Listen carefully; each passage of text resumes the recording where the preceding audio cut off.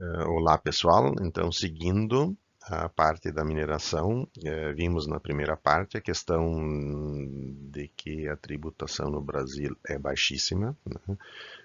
Então, o setor mineral paga muito imposto, muito pouco imposto.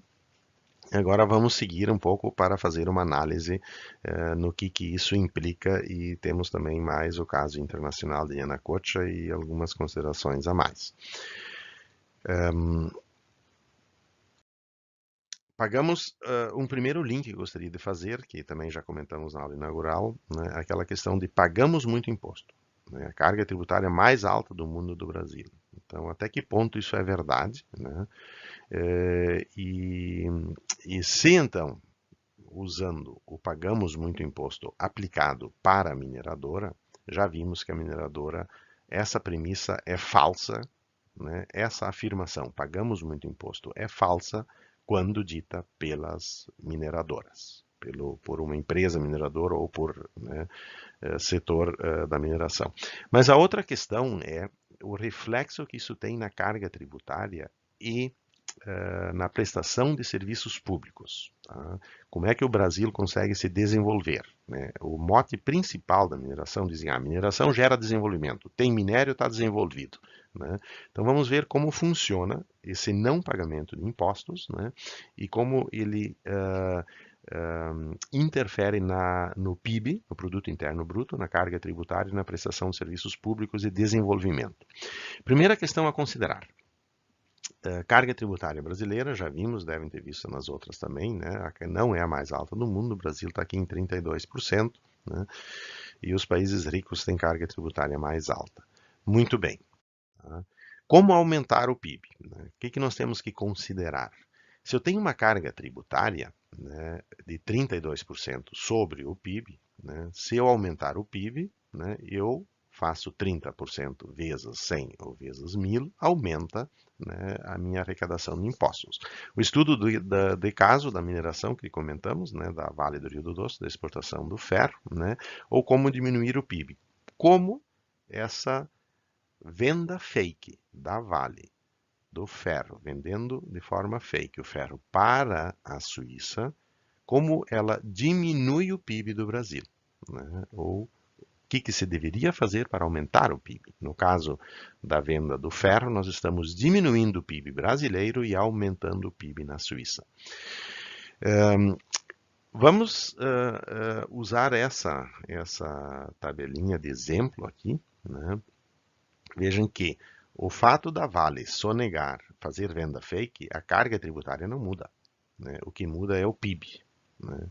Como ela diminui o PIB, a carga tributária permanece em 32%. Tá? Qual a importância do produto interno bruto? Né? Imaginemos um mineral, né? O PIB, né? Vendido soja, vale para soja, boi, gado, né? Vendido por 100. A carga tributária brasileira é 32%. Quanto eu arrecado? R$ 32. Eu vendo mineral, né, bruto, soja em grão, arrecado R$ 32. Eu pego o mineral, transformo em viga de ferro. Vendo as vigas de ferro por 1000. A carga tributária é 32%. Em vez de R$ 32, eu arrecado R$ 320. Vejam a diferença. Né?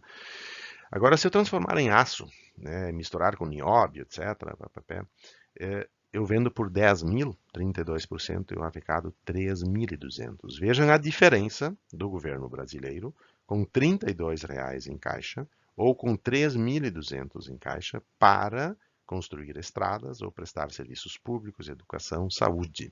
Então veja como a importância de aumentar o PIB e a carga tributária, absurda carga tributária, né, ela não muda. Né? Então, não é só a carga tributária que é problema. O PIB, né, também é problema.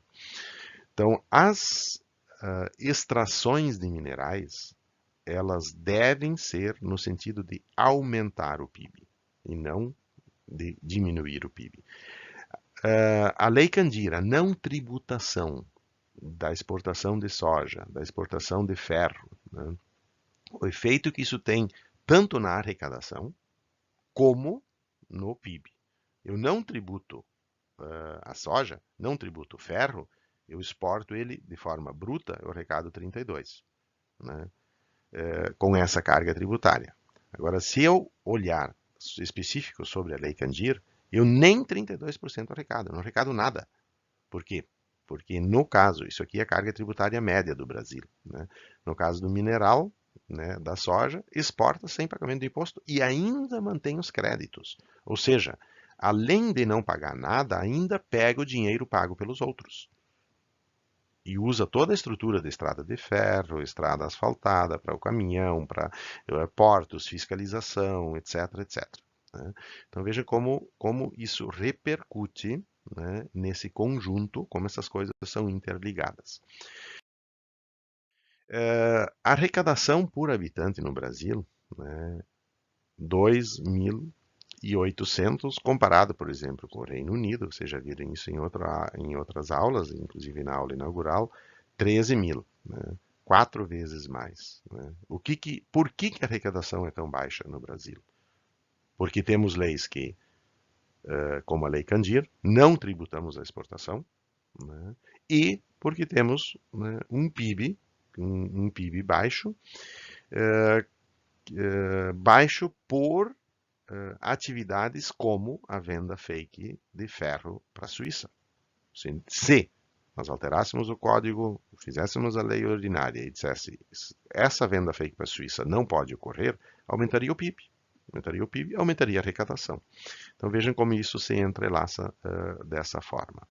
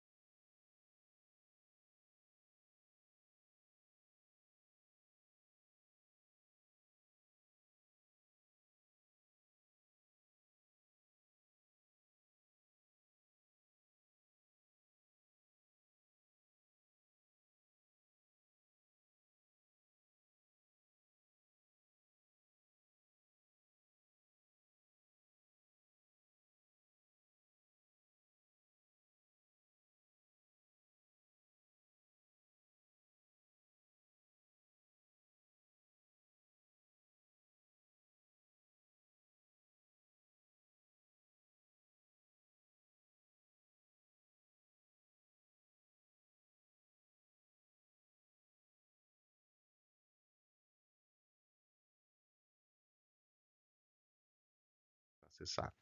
Então, a Lei Candir, resumindo, né, isenção de ICMS na exportação, né, manutenção dos créditos, além de não pagar ainda, pega o dinheiro dos outros, né, e a tendência da primarização à desindustrialização. Né. Esse aqui é um estudo da Assembleia Legislativa das perdas, né, do Rio Grande do Sul, 46 bilhões com a Lei Candir, gera desindustrialização, diminui o PIB, né, diminui a arrecadação, diminui o emprego, né, pode ser entendido, inclusive, como um mecanismo de prática elisível. Né? Então, isso aqui deveria ser revogado, não deveria nem ter sido aprovado, né? Deveria ser revogado o quanto antes. Se nós olharmos o mundo, né, os continentes, para ter uma ideia, né, o PIB mundial, a riqueza mundial, né, Estados Unidos, né, quase 20 trilhões, né, e aqui a gente vai vendo Estados Unidos, União Europeia, China. Por que o do Brasil é tão pequeno? Vejam, por exemplo, que a exportação de ferro brasileiro gera PIB na Suíça. Então, a exportação de ferro, a venda fake da Vale, diminui, faz com que isso aqui fique pequeno e faz com que isso aqui fique grande. Né? É assim que funciona. Tá? Precisa a gente ter presente isso. Isso aqui é um gráfico do livro do Piketty, né? Tá nesse estudo aqui da Unicinos, muito bom. Eu achei muito bom esse gráfico. Ele mostra aqui as principais, digamos, economias desde 2000 anos, desde a época de Jesus Cristo, né? A Índia, a China, né? As duas Europas, Oeste e Leste, e os Estados Unidos. Os Estados Unidos surge aqui a partir de 1700, né? Revolução Industrial, máquina a vapor, ele cresce, né? A China e a Índia, que eram, né, digamos, os maiores PIBs do mundo, né, com a Revolução Industrial aqui, eles caem, né, e cresce a Europa, né, principalmente a Europa do Oeste, né?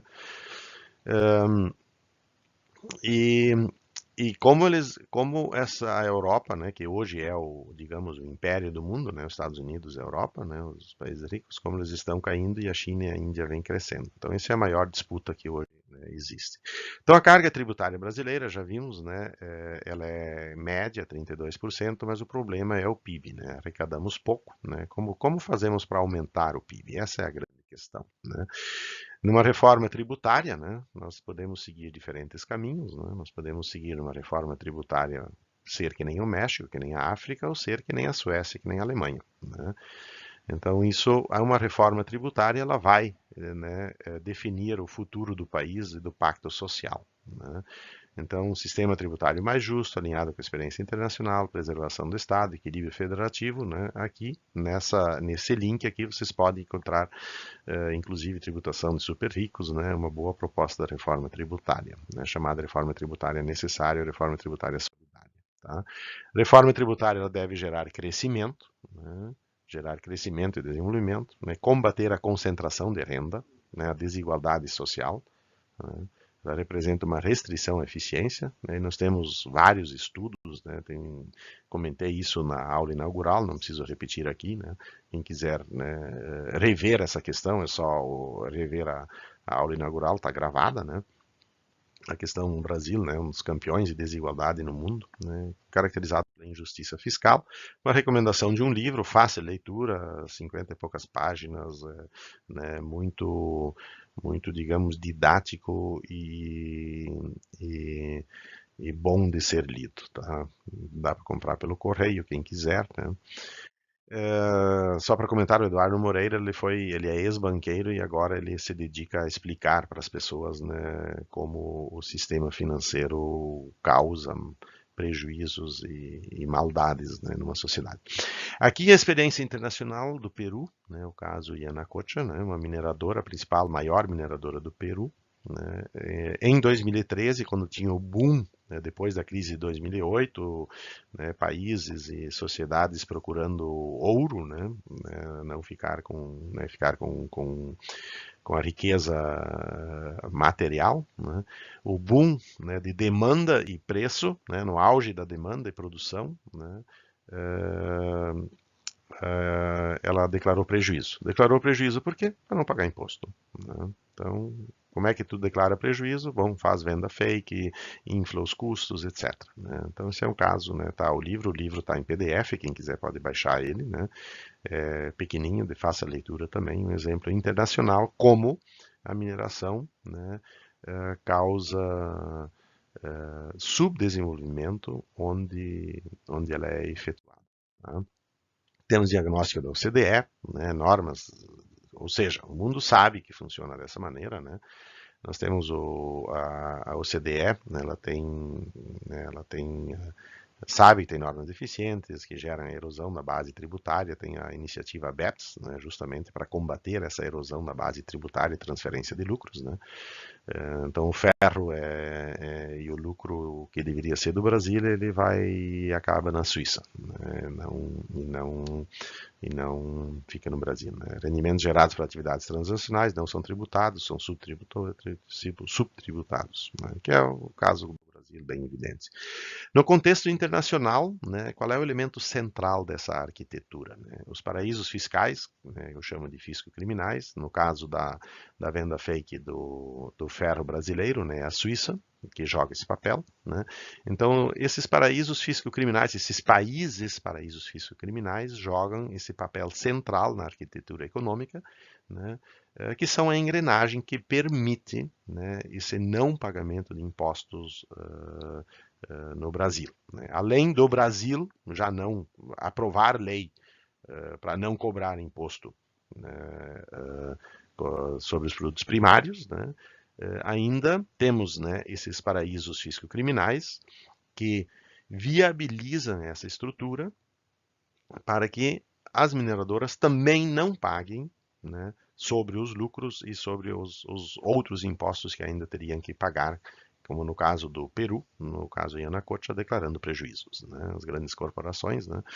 Então, qual é o principal produto que esses paraísos fiscocriminais vendem? Eles vendem a opacidade financeira e a proteção ao dinheiro ilegal, né. Então, tu infla os custos para não pagar CEFEM, para não pagar lucro, né? Infla os custos de que maneira? Com documentos desses países que estão protegidos, né? E as transações e o dinheiro, né? Os estados não têm acesso a essa informação, né? E então dessa forma eles viabilizam o não pagamento dos impostos ou a sonegação, desvio do recurso público, como queiram chamar. Tá? Aqui também já comentado na aula inicial, né, tem esse índice calculado pela TJ Tax Justice Network, né, é o índice de paraísos fiscocriminais corporativo. Né, qual é o principal? Inglaterra, Reino Unido, né, com as suas ilhas lá. Então, o maior paraíso fiscocriminal, né, os principais, né, Inglaterra, depois nós temos aqui, né, Holanda, Suíça, Luxemburgo, né, então vejam que os países ricos, que normalmente têm um lugar de fala de acusar os países pobres de corruptos, né, são os que na realidade viabilizam a corrupção, né, e roubam os países pobres. Né. Então pagamos muito imposto, né, aquela afirmação, todos, né, se olharmos para a mineração, né, tá aqui esse gráfico, por exemplo, da carga tributária, e o exemplo da mineração é outro, né, alguns pagam pouco. A mineração tem cálculos aí que estimam que numa carga tributária média brasileira de 32%, somando todos os tributos da mineração, fica em torno de 2%. Né.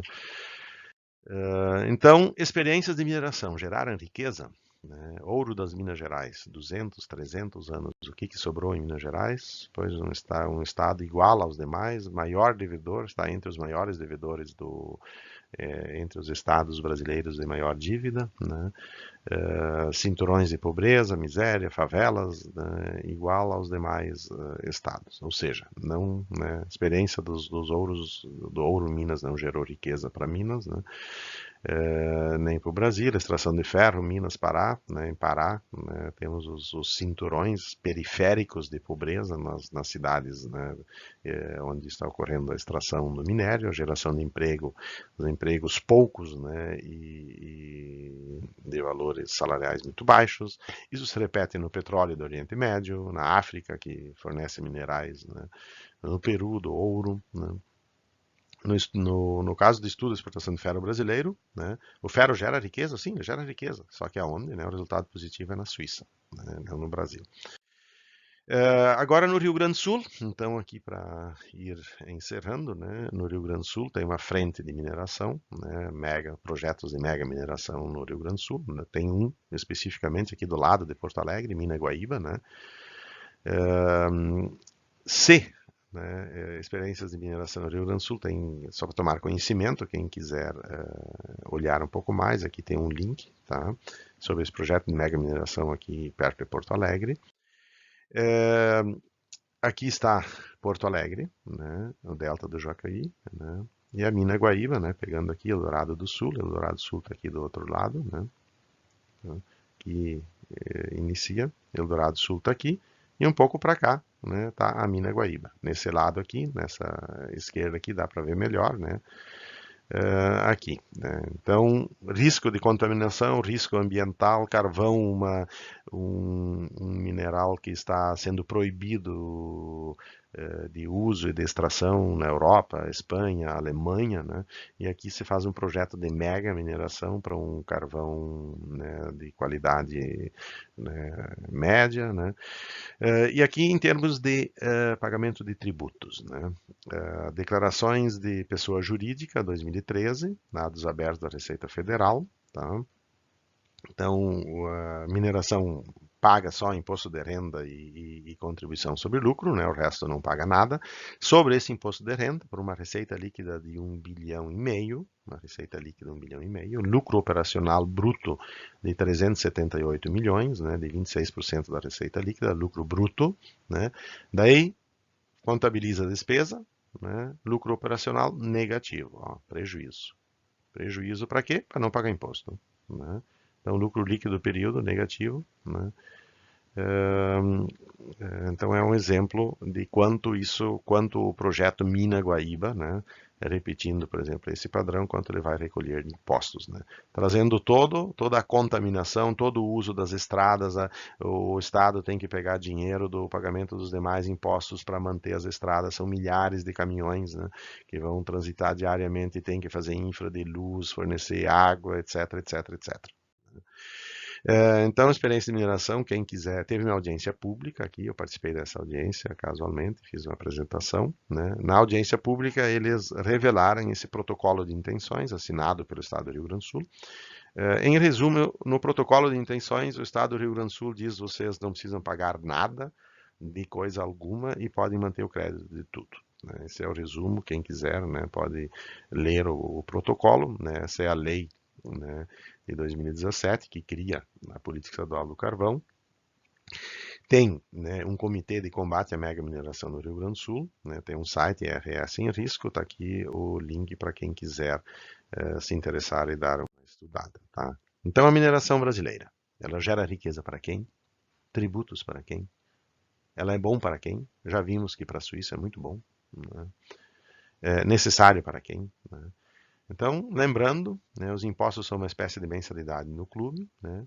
As mineradoras querem ser sócias, né, sócios em Eldorado, em Charqueadas, aqui no Rio Grande do Sul, em Minas, no Pará, e não pagar a mensalidade, né, e não pagar os impostos. Né? Eles querem desfrutar do clube, né, e sem pagar mensalidade, sem pagar impostos. Esse é o resumo, né, da história. Então, a experiência de mineração geraram riqueza, desenvolvimento no Brasil? Não.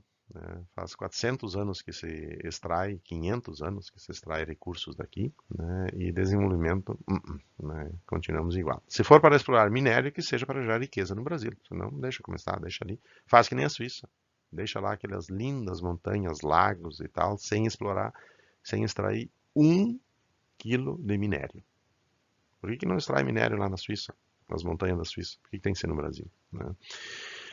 A renda da extração mineral deve ter papel crucial nos investimentos para que o país dê um salto de qualidade na educação. Isso é o que deveria acontecer. Na qualificação profissional, na pesquisa, na cadeia produtiva. Assim que deveria ser. Né? Então aqui, né, notícia recente, quente, saída do forno, né, do dia 27 de julho de 2021, né, publicado no Valor. Quem quiser, né, acessar, está aqui o link, né? Novo boom das commodities pode reerguer o Brasil. É o boom das commodities, né? Fala como se fosse a salvação, né, do Brasil agora, isso aí. Né? E lá mais tem um parágrafo que diz assim: isso enriqueceu um número pequeno de donos de terras e fazendeiros, né? Principalmente aqui falando do commodities de produtos primários não minerais. Enriqueceu um pequeno número, né, de donos de terras e fazendeiros, mas não está tão claro se o novo boom das commodities, incluindo a inesperada alta dos preços do minério de ferro, né, distribuirá a riqueza de maneira mais ampla pela sociedade, distribuirá riqueza pela sociedade. Alguém tem dúvida? Vai distribuir? Né? Dúvida? Depois do que vimos, não tem a menor sombra de dúvida. Né?